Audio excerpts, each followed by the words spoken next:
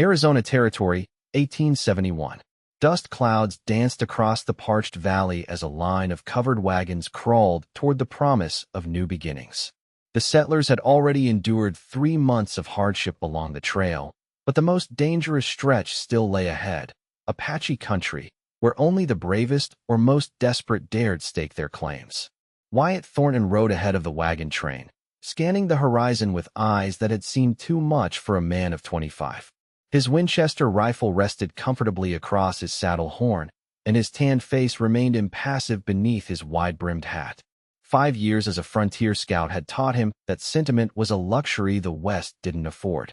Men who let their hearts guide them ended up face down in the dirt, and women who trusted too easily found themselves widowed before their first anniversary. No attachments, he muttered to himself, a mantra worn smooth by repetition. He'd buried enough friends to know that survival meant keeping your distance, especially from settlers who brought their Eastern ideas about civilization to a land that rejected such notions with deadly force. The wagon master had hired Wyatt and 4 other experienced hands to guide this train of 15 families to the Verde Valley. Good pay for dangerous work. Nothing more.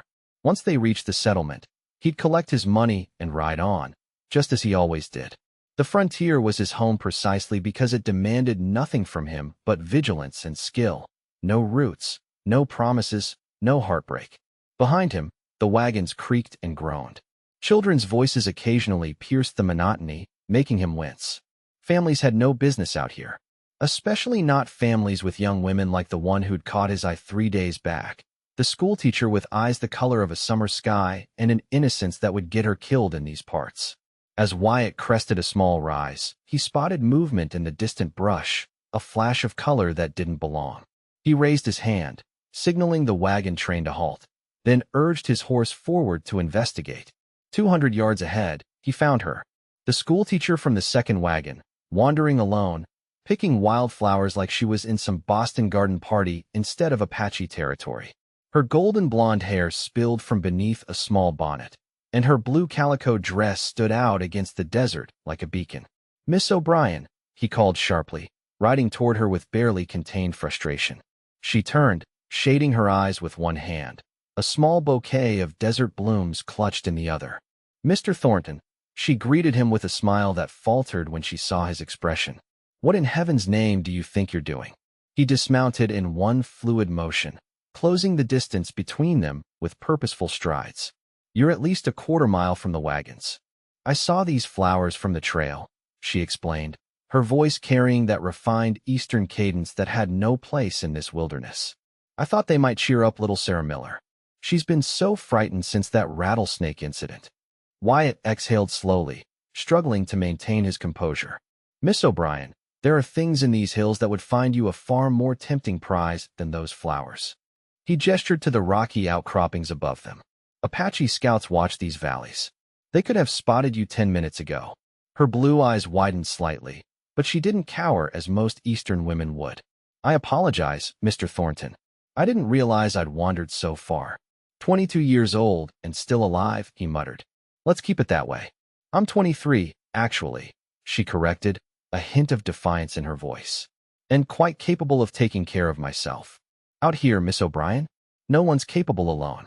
That's the first lesson of the frontier." As if to punctuate his warning, a distant cry echoed across the hills, the unmistakable signal of an Apache scout. Wyatt's hand moved instantly to his revolver. "We need to move. Now." He grabbed her arm, pulling her toward his horse. "My flowers, leave them." Tamara O'Brien dropped the wildflowers without further argument, allowing Wyatt to boost her onto his horse before he swung up behind her. He could feel her tense against him as he wrapped one arm around her waist and used the other to guide the reins. "Hold tight," he instructed, spurring the horse into a gallop back toward the wagons. They rode in tense silence, her golden hair occasionally brushing against his chin as the wind caught it. Despite himself, Wyatt noticed the delicate scent of lavender water, an impossibly civilized touch in this savage landscape. "Mr. Thornton," she said finally, her voice surprisingly steady despite their pace. "I appreciate your concern, but I don't appreciate being treated like a child." "Then don't act like one," he replied, harsher than intended. The frontier doesn't forgive mistakes. Is that why you're so determined to avoid connection with anyone in our party? She asked, the question catching him completely off guard. I've noticed you keep your distance, even around the campfire. Always watching, never participating. Wyatt's jaw tightened. Sentiment gets people killed out here. You'd do well to remember that. They reached the wagons before she could respond. The wagon master, a grizzled man named Jenkins, approached with concern etched on his weathered face. Trouble, Thornton? Apache scouts in the hills. Wyatt helped Tamara down from the horse. We need to form a defensive circle and prepare for nightfall. No fires tonight. As the wagons began to maneuver into position, Tamara lingered beside him. Thank you for coming after me, she said quietly. Just doing my job, Miss O'Brien. He tipped his hat and turned away, determined to maintain the distance that had kept him alive these many years. But as he rode to the perimeter to check their defenses, Wyatt couldn't shake the feeling that something had changed. For the first time in years, he found himself wondering what it might be like to have someone waiting when he returned from the trail. Someone with golden hair and eyes that challenged him to remember the man he'd been before the frontier hardened him. That night, beneath a black velvet sky strewn with stars, the settlers huddled in fearful silence. Wyatt patrolled the perimeter, rifle at the ready, his senses attuned to every shadow and sound. Around midnight, he noticed a figure moving among the wagons and tensed until he recognized the distinctive silhouette of Tamara O'Brien. She approached him carrying something wrapped in cloth. You missed dinner, she said simply, offering the bundle. Wyatt hesitated before accepting it. You shouldn't be out here. It's not safe. None of us are safe if our protectors go hungry. She settled beside him on a rock, seemingly untroubled by propriety. Besides, I wanted to apologize properly for earlier. No need. He unwrapped the cloth to find cornbread and dried beef. His stomach growled in appreciation. I've been thinking about what you said, she continued as he ate. About sentiment getting people killed. Is that truly what you believe, or is it just easier than the alternative? Wyatt paused mid-bite. Miss O'Brien, Tamara, she corrected. If we're going to have a philosophical discussion about emotional vulnerability on the frontier, you might as well use my given name. Despite himself, a corner of his mouth lifted. Tamara, then. And yes, it's what experience has taught me. I've buried friends who let their guard down for a moment of comfort. Seen families massacred because they believed this land could be tamed by good intentions. That sounds terribly lonely. Her simple observation struck him with unexpected force. He'd never considered it loneliness, merely survival. What brought you out west? He asked, changing the subject. A schoolteacher from Boston could find plenty of positions back east. Tamara's expression grew distant as she looked toward the stars. My father lost everything in bad investments after the war. When he died last year, I had few options. She smoothed her skirt with slender fingers. The Verde Valley settlement offered a teaching position with housing included. A chance to start fresh where no one knew our family's disgrace. So you're running too, Wyatt observed. I prefer to think of it as finding a new beginning. She turned those clear blue eyes on him again. We all have pasts we'd rather leave behind, Mr. Thornton. The question is whether we let them determine our futures as well. Before he could respond, a distant wolf howl pierced the night, followed by another that sounded unnervingly like a human imitation. Wyatt was on his feet instantly.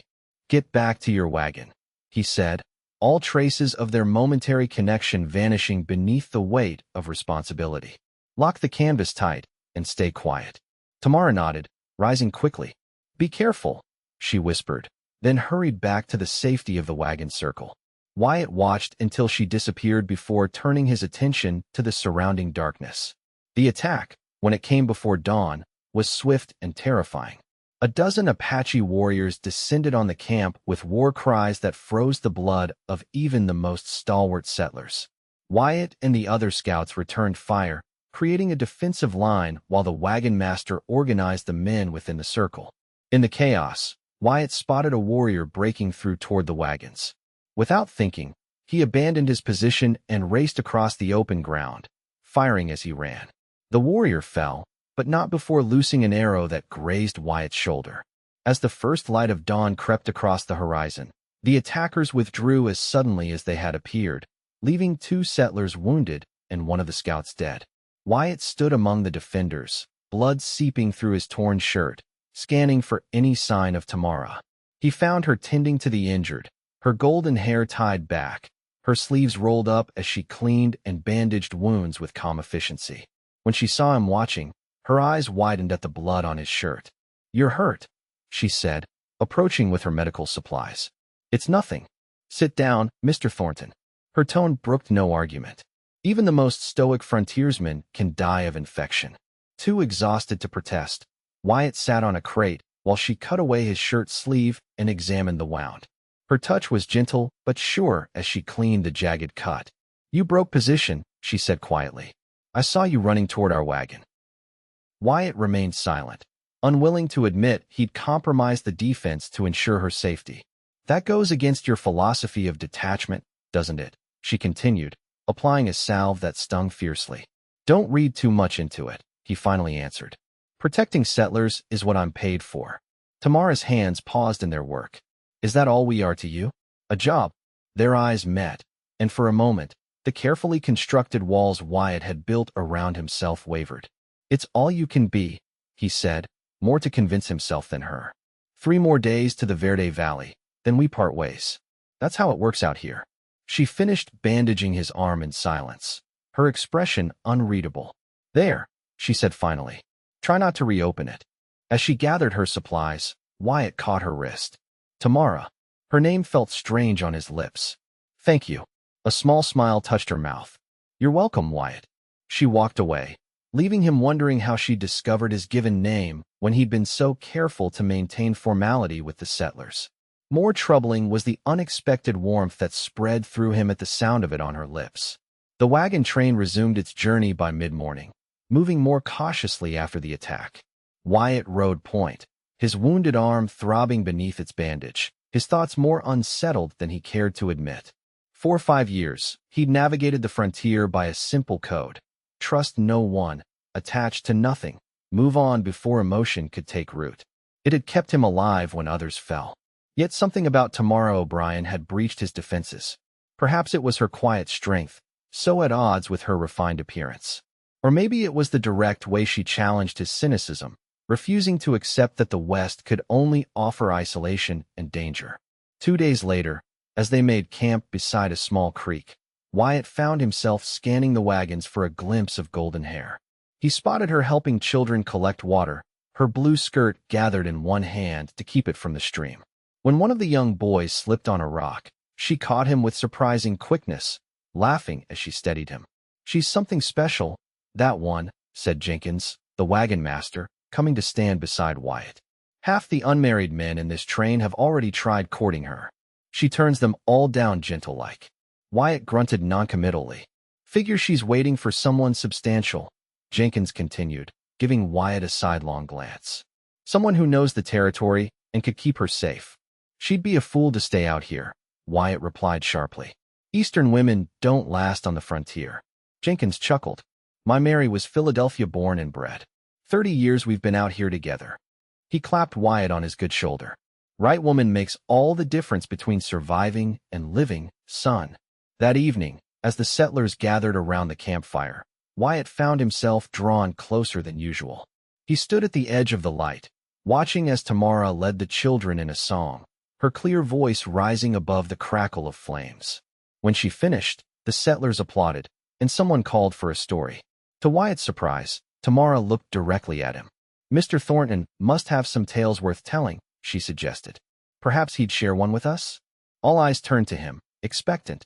Normally, he would have declined and retreated to the shadows. Instead, he found himself stepping into the circle of light. "I'm not much for storytelling," he began awkwardly, "but I can tell you about the first time I crossed Apache Pass." As he spoke, describing a harrowing journey through territory few white men had survived, Wyatt watched the faces around him, particularly Tamara's.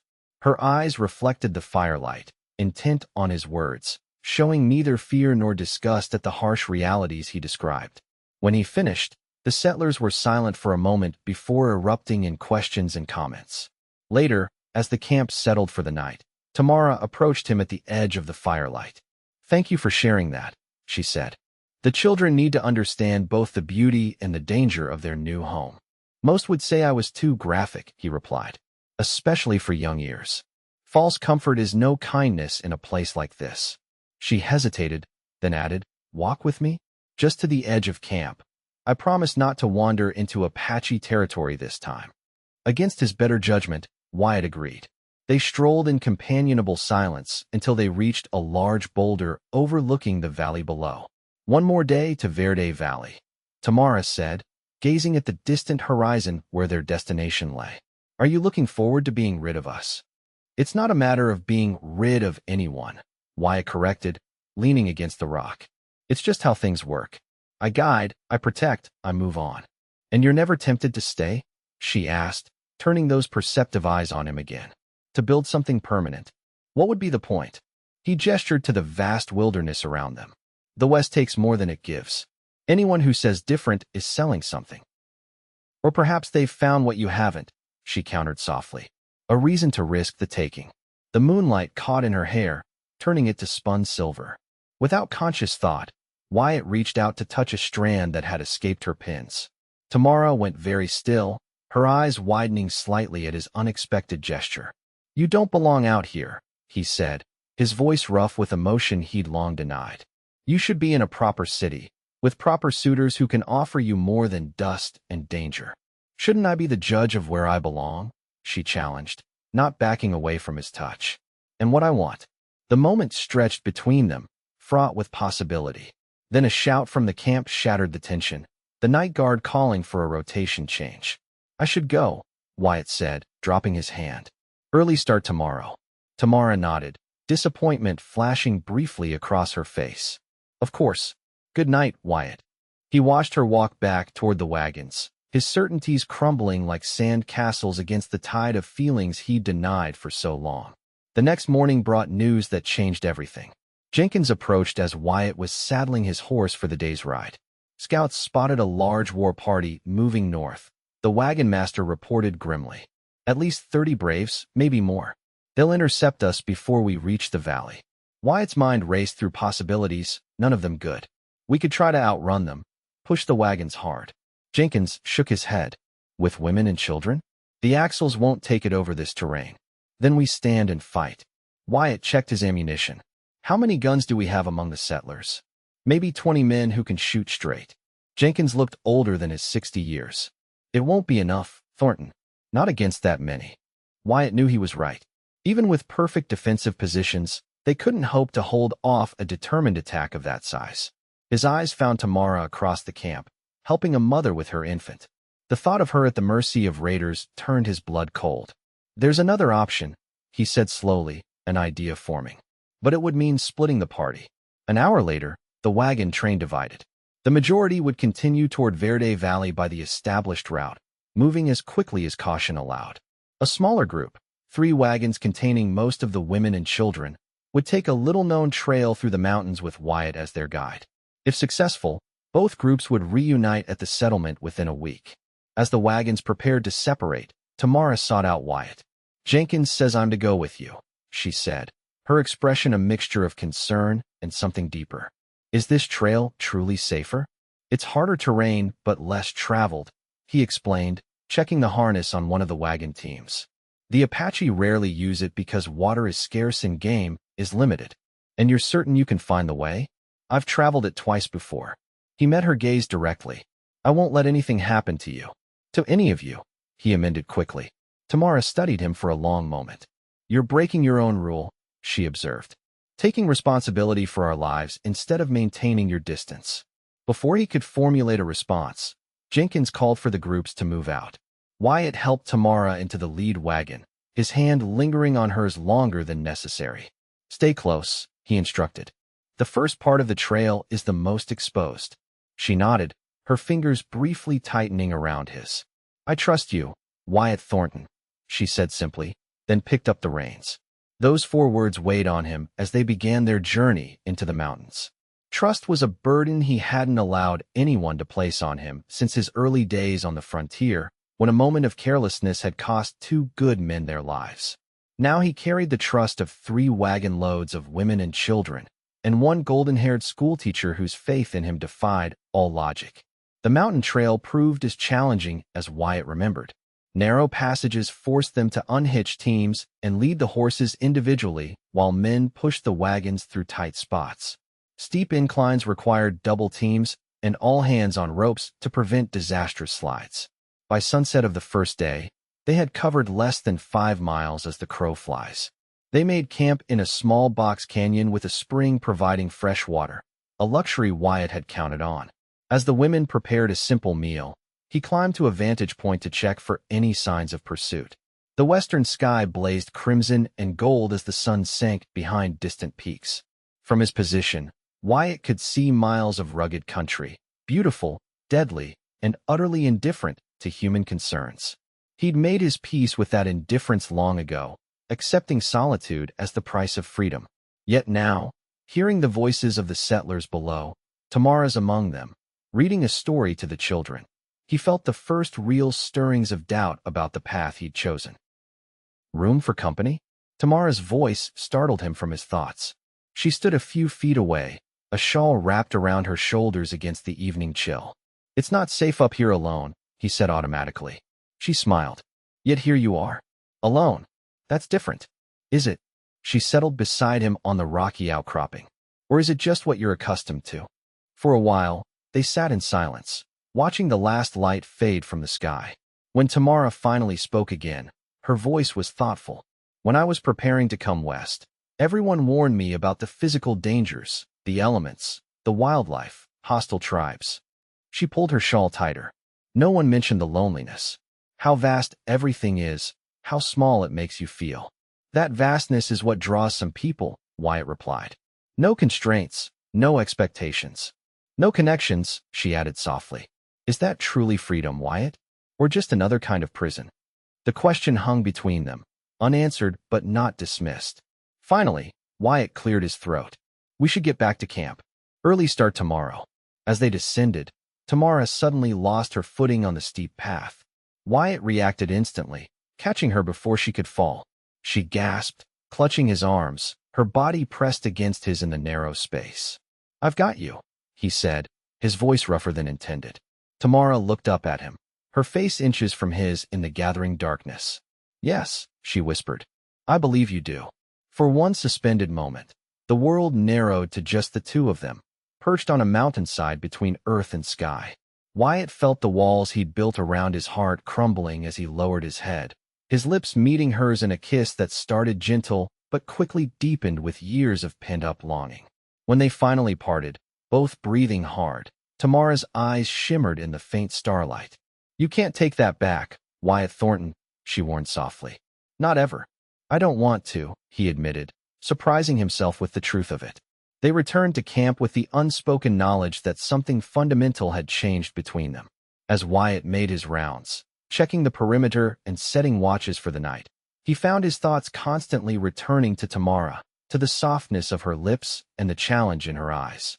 For the first time in years, he allowed himself to imagine a future beyond the next trail or the next job. The second day of their journey brought new challenges.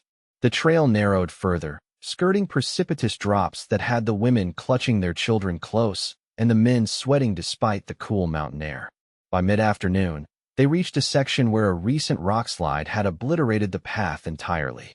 "We can't go back," Wyatt announced after scouting ahead. "And going around would take us 3 days off course." "What are you suggesting?" asked Mrs. Miller, one of the older women in their party. "We clear enough of a path to get the wagons through." He gestured to the fallen boulders. "It's not as bad as it looks. With everyone helping, we can do it before nightfall." The work was backbreaking but necessary. Men, women, and older children formed a line, passing smaller rocks hand to hand while Wyatt and the stronger men tackled the larger boulders with pry bars. Tamara worked tirelessly alongside them, her sleeves rolled up, dirt streaking her face, but determination never wavering. As the sun began to dip toward the horizon, they finally cleared enough of the slide to attempt a passage. Wyatt went first with the lead wagon, guiding the nervous horses step by careful step across the treacherous terrain. One wagon crossed successfully, then another. As the third and final wagon began its crossing, disaster struck. A wheel caught on a partially buried rock, tilting the wagon precariously toward the edge. Women screamed as the wagon teetered, threatening to drag horses and driver over the cliff.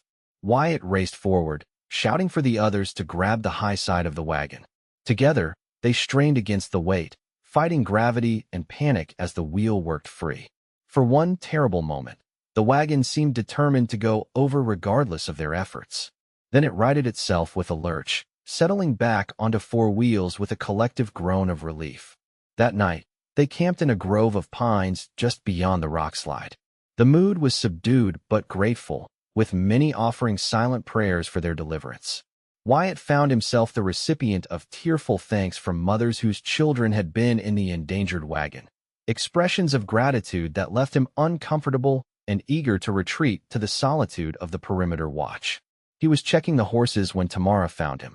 She carried a cup of coffee and a plate of beans, offering both without comment. "Thank you," he said, accepting the simple meal. "How are the Millers?" Their boy seemed shaken. "They're resting now." Tamara leaned against a pine tree, watching him eat. "You were magnificent today. They all saw it. How you took charge, how you never hesitated even when that wagon was going over." Wyatt shrugged, embarrassed by the praise. "Just doing what needed doing." "Is that what you were doing last night too?" she asked quietly. "When you kissed me?" He set down his plate, suddenly unable to meet her eyes. "Tamara, I shouldn't have. If you dare say you regret it, Wyatt Thornton, I will never speak to you again." The intensity in her voice drew his gaze back to her face. "I am not some delicate flower who doesn't know her own mind. I wanted that kiss as much as you did." "It doesn't change anything," he insisted, though the words felt hollow even to his own ears. "Once we reach Verde Valley, I'll be moving on. That's my life." "It's the life you've chosen," she corrected. "Not the only one possible." Before he could formulate a response that wouldn't sound like a retreat, a distant sound caught his attention, the distinctive crack of a rifle. Wyatt was on his feet instantly, hand going to his gun. "Get back to camp," he ordered, all tenderness vanishing beneath the weight of responsibility. "Now." Tamara didn't argue, hurrying back through the trees as Wyatt moved cautiously toward the sound. He found nothing in his initial search, but every instinct told him they were not alone in these mountains. Returning to camp, he doubled the night watches and instructed everyone to be ready to move at first light. Sleep eluded him that night. Whenever he closed his eyes, he saw Tamara's face, sometimes smiling, sometimes challenging him with those clear blue eyes that seemed to see past all his carefully constructed barriers. By dawn, he'd reached a decision. He would see these people safely to Verde Valley, then put as much distance as possible between himself and the schoolteacher who threatened everything he thought he knew about survival in the West. The third day dawned clear and cold. As the wagons prepared to move out, Wyatt approached Tamara, intent on establishing some distance after the intimacy of their previous encounters. "You'll ride in the middle wagon today," he said, his tone deliberately impersonal. "Mrs. Wilson could use help with her infant." Tamara's eyes narrowed slightly at his formality. "Of course, Mr. Thornton. Whatever you think best." The emphasis on his surname stung more than he expected. Wyatt turned away, unable to bear the hurt he glimpsed beneath her composed expression. They made good progress through the morning, the trail widening as they descended toward the valley below. By noon, Wyatt estimated they were less than a day's journey from Verde Valley. His relief at the thought was tempered by a growing sense of loss he refused to acknowledge. As they stopped to rest the horses near a small stream, one of the children spotted riders in the distance. Wyatt grabbed his spyglass, focusing on the approaching group with growing concern. "Apache?" asked one of the men, voicing the fear on everyone's mind. Wyatt lowered the glass slowly. "No. Worse. Comancheros." The mixed-blood raiders were notorious throughout the Southwest. Outlaws who traded with hostile tribes and preyed on isolated settlements and wagon trains. Unlike the Apache, who at least followed tribal codes of honor, Comancheros recognized no law but profit and violence. How many? Tamara had appeared at his side, her earlier coolness forgotten in the face of danger. 6 that I can see. Wyatt calculated rapidly. They've spotted us already. No chance of hiding the wagons in this terrain. What do we do? Her voice was steady despite the fear he could see in her eyes. Wyatt made the only decision possible. We make a stand. Get everyone to that outcropping of rocks. We'll have better protection there. The next hour passed in frantic preparation. Wagons were circled tightly among the rocks, creating a defensive perimeter. Children and infants were placed in the center, with every available adult armed and positioned to defend the makeshift fort. Tamara moved among the frightened settlers, her calm demeanor soothing panic and organizing resistance.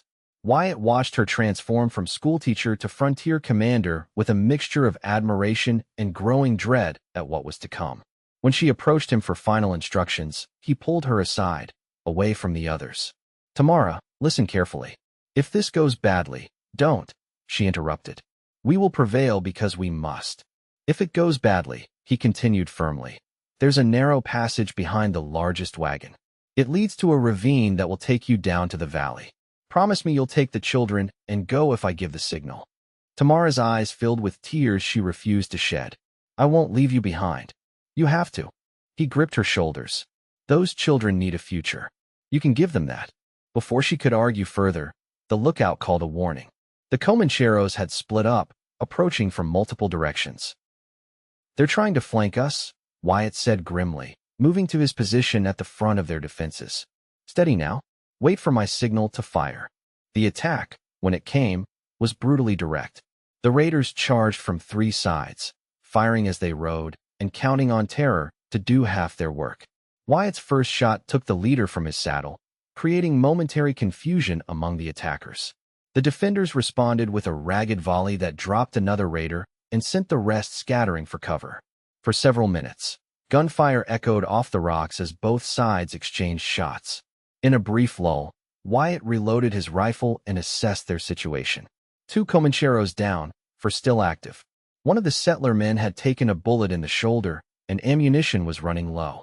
If the raiders realized their advantage and mounted a coordinated assault, the outcome would be grim. As if reading his thoughts, the Comancheros began a new approach, using the rocks for cover as they worked their way closer to the wagons. A bullet splintered the wood inches from Wyatt's head as he returned fire. Beside him, Tamara loaded a shotgun with steady hands. "They're getting closer," she observed, her voice remarkably composed for someone who had likely never faced violence before coming west. "When I give the word, I want you to gather the children," Wyatt said, not looking at her as he sighted down his rifle. "Be ready to move quickly." "I told you, I won't."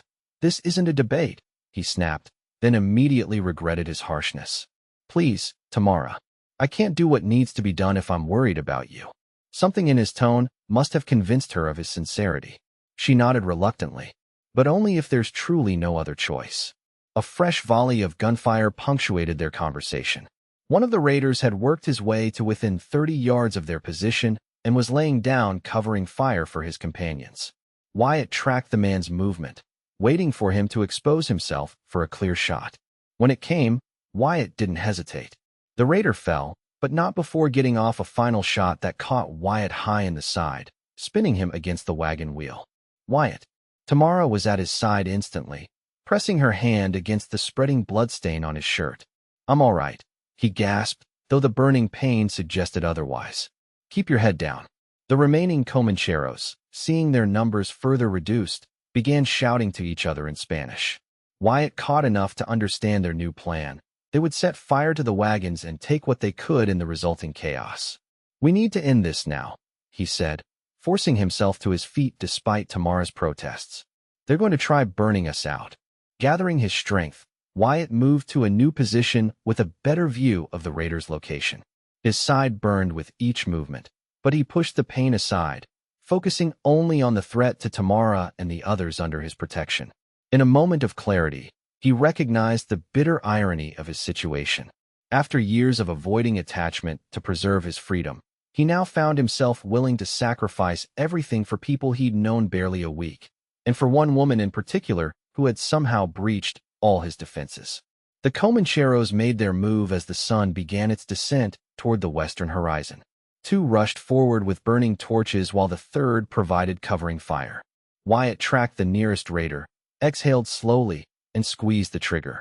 The man fell, his torch rolling harmlessly into a patch of sand. The second torchbearer faltered, then continued his charge toward the wagons. Wyatt worked the lever of his rifle, chambering another round as the raider closed the distance. His second shot went wide as pain lanced through his wounded side. The raider was almost to the nearest wagon, torch raised triumphantly, when another shot rang out from Wyatt's left. The Comanchero stumbled, then collapsed, the torch sputtering out beside him. Wyatt turned to see Tamara lowering a smoking rifle, her expression a mixture of shock and determination. "You're not the only one who can shoot," she said, though her voice trembled slightly. The final raider, seeing his companions fallen, broke cover and ran for his horse.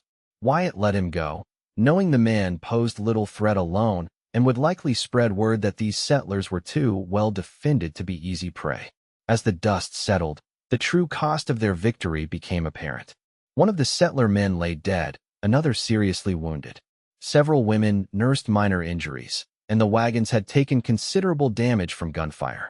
Wyatt allowed Tamara to help him to a makeshift medical station, no longer having the strength to maintain his stoic facade. As she cut away his bloodied shirt to examine the wound, her hands gentle despite their urgency, he found himself unable to look away from her face. "It went through clean," she announced after a careful examination. "You're fortunate." "Fortunate," he repeated, wincing as she began cleaning the wound with whiskey. "Is that what you'd call it?"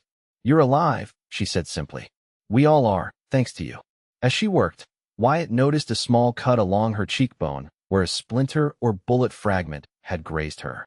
The sight of her blood, evidence of how close she'd come to serious harm, affected him more deeply than his own wound. "You saved my life," he said quietly. "With that shot." Tamara paused in her bandaging, meeting his gaze directly. "We saved each other. That's what people do when they care for one another." The simple truth of her statement struck Wyatt with the force of revelation. All these years, he'd convinced himself that attachment was weakness, that caring made you vulnerable.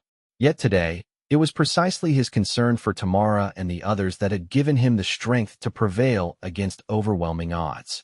"I've been a fool," he admitted, his voice rough with emotion and pain. "Yes," she agreed, a hint of a smile touching her lips. "But a brave and honorable one." Before he could respond, one of the lookouts called out excitedly. Riders were approaching from the east, a large group moving at speed toward their position. Wyatt struggled to rise, reaching for his rifle despite Tamara's protests. "Get everyone back to defensive positions," he ordered, ignoring the fire in his side. "We may not be done fighting yet." But as the riders drew nearer, shouts of recognition and relief spread through the camp. It was Jenkins and a group of men from the main wagon train, along with a cavalry detachment from Fort Verde. The reunion was joyous and chaotic. Jenkins explained how they'd reached the settlement only to learn of increased Comanchero activity in the mountains. Fearing for the smaller party, he'd convinced the fort commander to send a patrol to find them. As the cavalry officer organized the evacuation of the wounded, Wyatt found himself leaning heavily against a wagon wheel, exhaustion finally overtaking him now that the immediate danger had passed. Tamara appeared at his side, offering water and quiet support. "Verde Valley is just beyond those hills," she said, nodding toward the distance. "We'll be there by nightfall." Wyatt nodded, trying to ignore the hollow feeling spreading through him at the thought of their imminent separation. Despite everything that had happened, or perhaps because of it, he found himself unable to contemplate riding away from her as he'd done with so many others before. "Tamara," he began hesitantly, "when we reach the settlement, don't," she interrupted, placing her fingers gently against his lips. "Not yet. Wait until you're healed and thinking clearly." "I am thinking clearly," he insisted. "Maybe for the first time in years." She smiled, the expression transforming her dirt-streaked face. "Then it will keep until we're somewhere with fewer audience members, and you're not bleeding through your bandages." The journey to Verde Valley passed in a blur of pain and half-consciousness for Wyatt. By the time they reached the settlement, little more than a cluster of crude buildings and tents along a fertile strip of valley. Fever had set in, his wound hot and angry despite Tamara's careful ministrations. He vaguely remembered being carried into a building that smelled of pine and soap, remembered Tamara's voice arguing with someone about proper care, remembered cool hands on his forehead and the taste of bitter medicine. Then darkness claimed him entirely. When Wyatt finally regained full consciousness, sunlight was streaming through a small window beside his bed. He lay in a simple room with whitewashed walls and handmade furniture. cleaner, and more civilized than any place he'd slept in years. "Welcome back." Tamara sat in a chair beside the bed, a book open in her lap. She looked different, her hair neatly pinned, wearing a clean blue dress that brightened her eyes, the cut on her cheek already healing to a faint line. "How long?" His voice emerged as a croak. 3 days. She poured water from a pitcher and helped him drink. "The doctor wasn't certain you'd survive the first night. The wound became infected." Wyatt absorbed this information slowly, his mind still foggy. "The others?" "Everyone's safe, all settled, and beginning to build. The men from the train have already raised the frame for the schoolhouse." Her smile held a trace of pride. "My schoolhouse, apparently. The normality of it, the simple fact of life continuing, of futures being planned, struck Wyatt with unexpected force. While he'd hovered between life and death, Tamara and the others had already begun creating the community they'd journeyed so far to establish. "You should rest," she said, rising from her chair. "The doctor says you need at least another week of bed rest before you can even think about travel." "Travel," he repeated dully. "Right." Tamara paused at the door, her expression softening. "For what it's worth, Wyatt Thornton, I hope you'll find reason to delay your departure. There's much work to be done here, and good men are always needed." After she left, Wyatt lay staring at the ceiling, turning her words over in his mind. For the first time in years, the thought of moving on brought no sense of anticipation or relief. Only a hollow ache that intensified when he pictured Tamara continuing her life here without him. Over the next week, as his strength gradually returned, Wyatt found himself drawn into the life of the small settlement. From his window, he watched the community taking shape.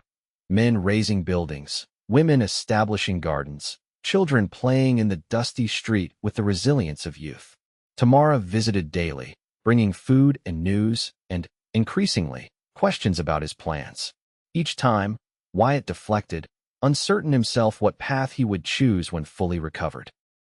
On the 8th day, feeling stronger than he had since the attack, Wyatt dressed in clean clothes someone had provided and ventured outside for the first time. The settlement was more substantial than he'd realized from his limited window view. Perhaps 20 buildings in various stages of completion, with cleared fields beyond where crops would soon be planted. He found Tamara at the nearly completed schoolhouse, directing 2 men on the placement of a small bell in the modest tower. When she spotted him, her face brightened with genuine pleasure. "You're up," she exclaimed, hurrying to his side. "Should you be walking so far?" "Fresh air does more good than lying abed," he replied, gratified by her concern. "The school looks nearly finished. We open next week." Her pride was evident as she gazed at the simple building. 12 children already enrolled, with more expected when the next wagon train arrives. Wyatt nodded, trying to imagine Tamara in her element, teaching, nurturing, building the future of this raw frontier outpost. It was a future he could visualize with surprising clarity, yet one he wasn't certain included a place for a man like him. "The settlement committee has asked me to thank you formally," she continued. "There's to be a gathering tonight at the meeting hall. They want to recognize your role in bringing everyone safely through the mountains." The thought of public recognition made Wyatt distinctly uncomfortable. "That's not necessary. I was just doing the job I was paid for." Tamara's expression grew serious. "We both know that's not true. You went far beyond what duty required." She hesitated, then added softly, "For all of us." "For me." The moment stretched between them, laden with unspoken feelings and possibilities neither had yet dared to voice. Finally, Wyatt cleared his throat. "I should check on my horse.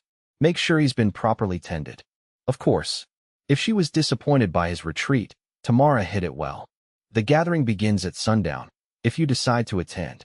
As Wyatt walked away, he found himself torn between conflicting impulses, the ingrained habit of emotional distance that had served him for so long, and the increasingly powerful draw of something he'd denied himself for years: connection, purpose, perhaps even love. That evening, as the settlement gathered in the newly constructed meeting hall, Wyatt stood at the back of the crowd, watching as Jenkins formally welcomed the newcomers to Verde Valley. The wagon master looked different in his clean shirt and trimmed beard, less the frontier guide, and more the community elder he was becoming. "And special recognition," Jenkins concluded, "must go to Wyatt Thornton, whose courage and quick thinking saved our smaller party from certain disaster in the mountains. Without him, many of us wouldn't be standing here today. All eyes turned to Wyatt, who shifted uncomfortably under the collective gaze. A spontaneous round of applause broke out, followed by calls for him to say a few words. With reluctance, Wyatt moved to the front of the room.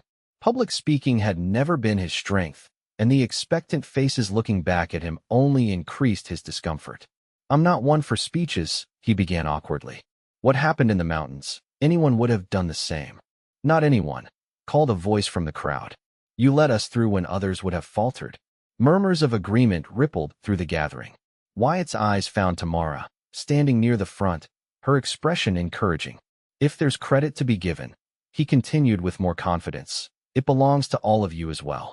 Especially Miss O'Brien, who showed more courage than many seasoned frontiersmen I've known." Tamara blushed at the unexpected praise, but her eyes never left his face.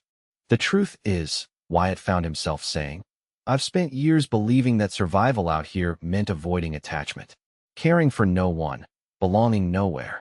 He paused, surprised by his own candor. "Recent events have caused me to question that belief." As he spoke, Wyatt realized he was making a decision that had been forming in his mind since he'd first awakened in this settlement. The West had been his home for so long precisely because it demanded nothing of him beyond the next horizon. But perhaps there was another way to belong to this land, not through constant motion, but by putting down roots in the very soil he'd crossed so many times. "Verde Valley needs good men," Jenkins called out. "You'd be welcome to stay, Thornton." The offer hung in the air, giving shape to the possibility Wyatt had been considering. His eyes found Tamara again, and in her gaze he saw both hope and understanding. The recognition that whatever choice he made must be for himself as much as for her.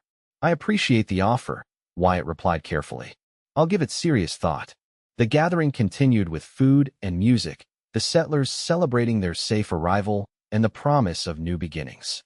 Wyatt found himself drawn into conversations about the settlement's needs and plans, the irrigation system being developed, the protective measures against both natural disasters and human threats.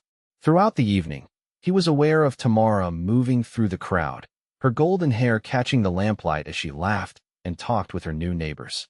Several times their eyes met across the room, each glance an unspoken question about what might come next. As the celebration wound down, Wyatt slipped outside, seeking a moment of quiet beneath the star-filled sky. The night air carried the scent of pine and sage, familiar companions from countless nights on the trail. "Escaping already?" Tamara's voice came from the shadows of the porch.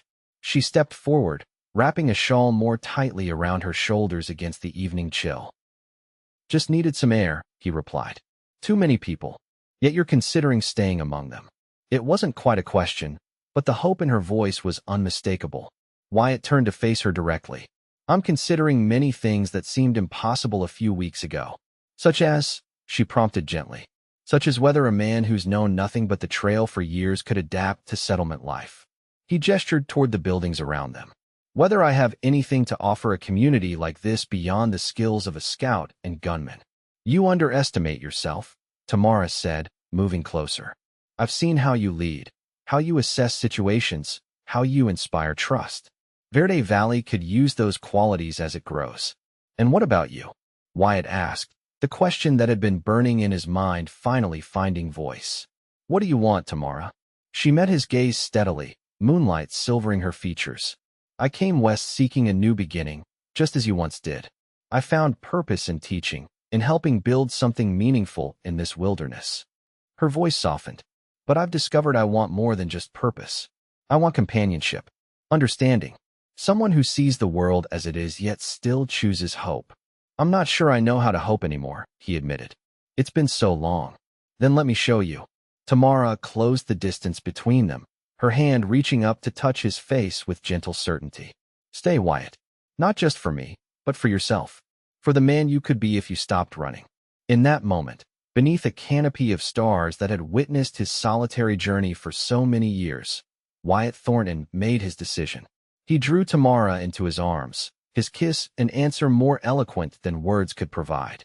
When they finally parted, breathless and smiling, he pressed his forehead against hers. "I'll stay," he said simply. For as long as you'll have me. That might be a very long time, she warned, her eyes bright with unshed tears of joy. I'm counting on it. 3 months later, on a clear autumn day, Wyatt stood before the newly completed church of Verde Valley, watching as Tamara walked toward him on Jenkins' arm. Her wedding dress, sewn by the women of the settlement, gleamed white against the russet and gold of the valley in fall. Her golden hair was crowned with wildflowers, not unlike those she'd been gathering when they first met, though these had been safely collected with an escort. The settlement had grown rapidly over the summer, with new arrivals each month and increasing prosperity as the first crops were harvested. Wyatt had found his place more easily than expected, his knowledge of the territory proving invaluable as he took on the role of settlement marshal. The skills he'd honed for survival now served to protect the community he'd unexpectedly come to call home. As Tamara reached him, her smile radiant with promise, Wyatt marveled at the journey that had brought them to this moment. From reluctant scout to settled man, from solitary survivor to husband and community leader, transformations he could never have imagined when he first rode out with Jenkins' wagon train. Ready? Tamara whispered as she took his hand. For anything, he replied, meaning it more completely than he ever had before. Later, as they stood on the porch of the small cabin they would share, built with the help of neighbors who had become friends, Wyatt pulled Tamara close, watching the sunset paint the valley in shades of amber and rose. Any regrets? She asked, leaning into his embrace. About staying? Wyatt considered the question, thinking of the open trails and boundless horizons that had been his only companions for so long. Then he looked at the woman in his arms, at the settlement spreading out below them, at the future taking shape before his eyes. Not one, he said with absolute certainty. This is where I belong, where we belong. As darkness fell over Verde Valley, Wyatt Thornton, no longer a solitary rider but a man firmly rooted in love and community, led his bride into the home they would share through all the seasons to come, in a West that now promised not just danger and isolation, but the possibility of joy.